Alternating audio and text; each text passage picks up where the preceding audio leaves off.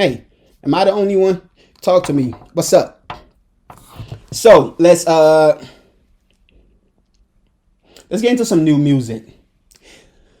This weekend was lit. We got tons of new music, man. We got new music from 21 Savage and Metro Boomin.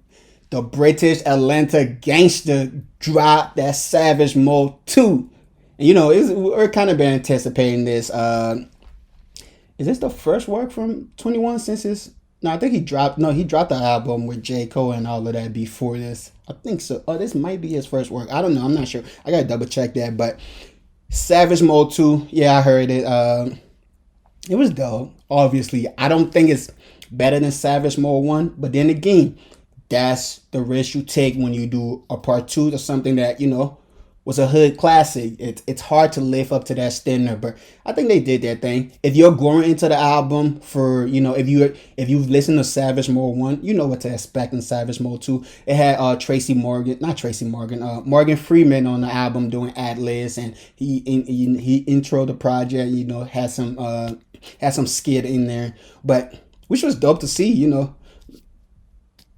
I may have been the same age forever, so he forever young in my eyes. I don't know. I've never seen Morgan Freeman when he was young. I've never seen him when he was old either. This is just the Morgan Freeman I know, but his voice is dope. So it was dope to hear him on the project. It was kind of like that, it's kind of like that relief between songs, Morgan Freeman come on, say what he got to say, and then you had that Savage Mode that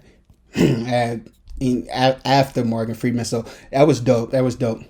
Another project that came out this week was Bryson Taylor Anniversary. So let's talk about this a little bit.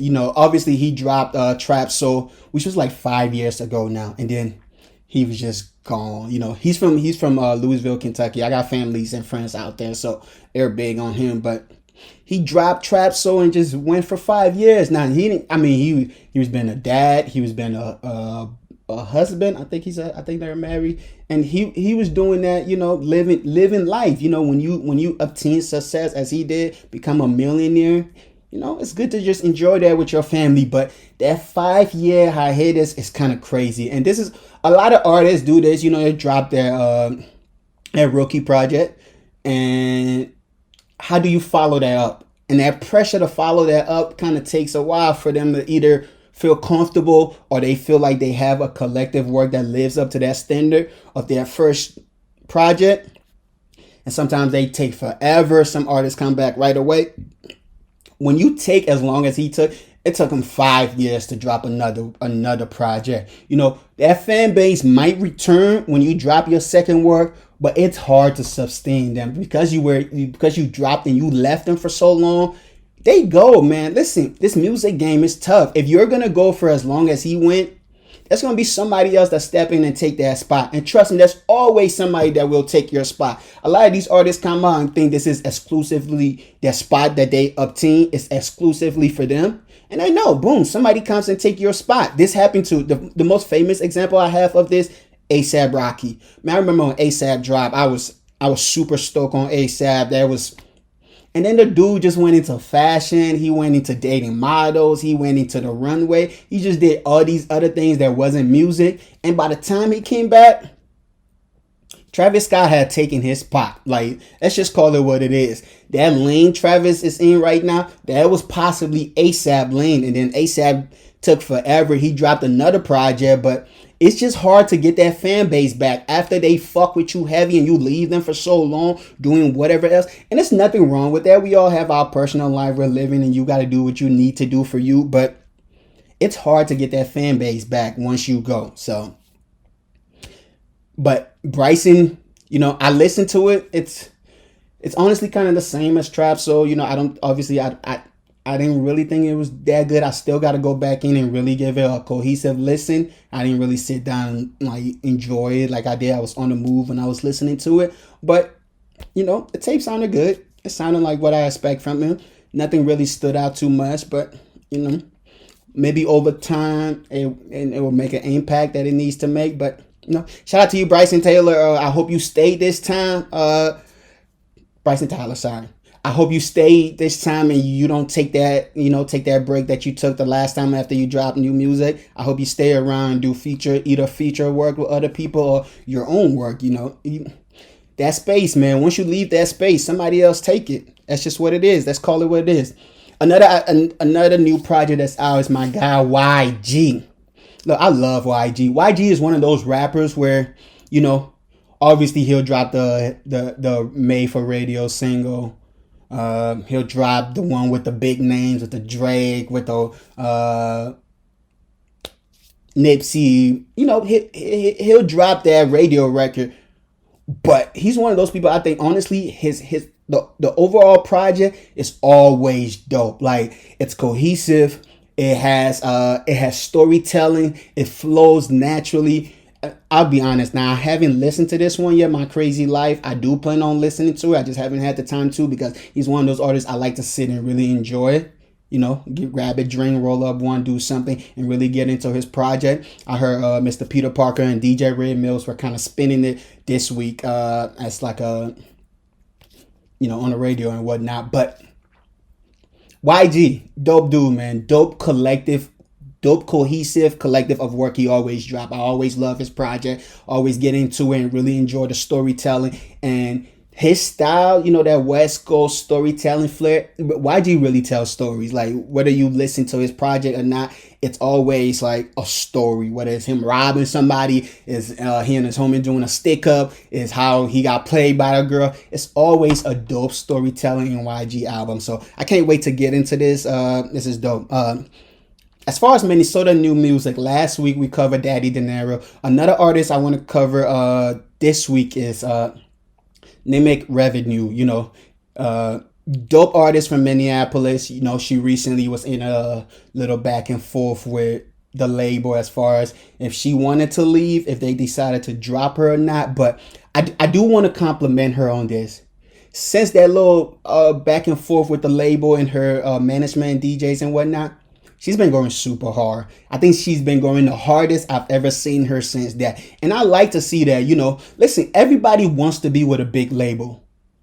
A label is going to always come calling once you start building that buzz. But the label doesn't make you. The truth is, the label comes when they feel like you already have that audience, or you already have a specific, following that they can make money off of. So when the little back and forth with her label happened, and now I see her going even harder than she was with the label, I'm like, that's what's up. I like to see that, because listen, man, you can build it back up again. They'll come calling again. Another label will come again, but she's going even harder. She's dropping dope ass projects. Her videos has even uptake as far as like the time and like the effects, the graphics. Like she's going super hard. Every day I look up, she's on IG live promoting the record or promoting herself. Like, that's dope, because guess what, man? For Minnesota music to make the impact that we needed to make, we need people like her going as hard as she's going right now. These artists, they get the deal or they get the plug-in they need, and then they start going soft or they stop going as hard. It's good to see her still, with the label or not, still going just as hard or going even harder. Another example, Free Wi-Fi were out here doing that thing, and then they got the label. They Rostrum Record came around and signed them, and before you look, I felt like they wasn't going as hard, or the effort, it wasn't as organic as it needed to be. You get that label certification, and all of a sudden you're like, oh, we made it. No, you ain't made it yet. Same thing with Nimic Revenue. She got the Chief Keef plugin. The video didn't do what the label or personally her thought it was gonna do, and I think that's kind of why the label kind of separated from her, because after that Chief Keef plug, they expected that next step, take that next step, and when that didn't happen, label thought, is there something we really want to continue putting money behind? And don't think for a second she got that Chief Keef plug-in just because like it was organic and she just saw Chief Keef fuck with her and just decided to hop on. No, that's label plug. That's the label saying, hey, we got this artist, we need some kind of marketing push behind. Who can we get on a song with her to see if that push helps?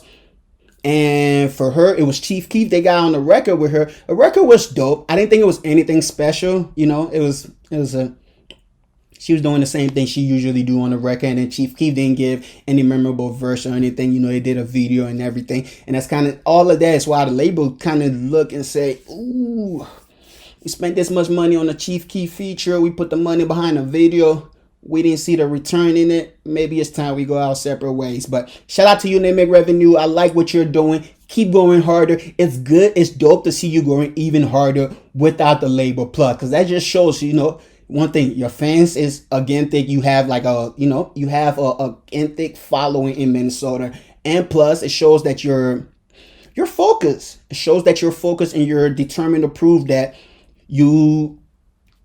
the label doesn't make you. You, if anything, can make a label, or you can get yourself buzzing. Again, the label didn't do that for you. So shout out to you, man. I like to see you keep going hard and,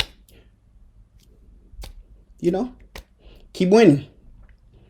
So, that's it, man. That's really it. That's our 4th episode.